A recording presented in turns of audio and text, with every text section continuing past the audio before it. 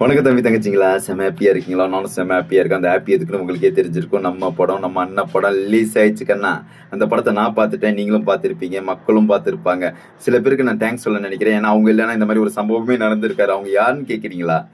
நம்ம படத்தை வரவிடாம தடங்கல் பண்ணிக்கிட்டே இருந்தாங்களா சில தீய சக்திங்க. அவங்க பண்ண ஒரு சம்பவம் என்னன்னா, டைட்டில் கார்டில் மாண்புமிகு தமிழ்நாட்டு முதலமைச்சர் தளபதி ஜோசப் விஜய். ஐயோ ஐயோ! எவ்வளோ அழகா இருந்துச்சு தெரியுமா? பின்னாடி விசில் சவுண்ட் காத பிச்சிருச்சுங்க. அதுக்கு மேல ஒரு ஐஸ் கட்டி எடுத்து உள்ள போட்டா எப்படி இருக்கும்? ஜில்லுன்னு. அந்த மாரி ஜில்லுன்னு ஏறிச்சு பாருங்க. அந்த ஜில்லுன்னு இப்பயும் இருக்குங்க.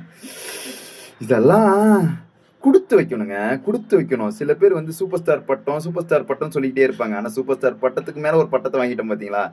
மக்கள் அன்பு.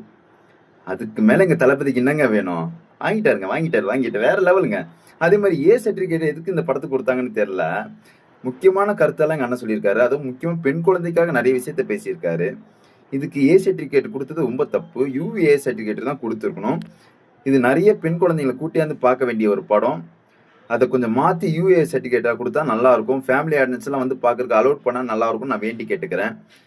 ஆனா மனசுக்குள்ள ஒரு வலிக்குதுங்க. என்ன தெரியுமா?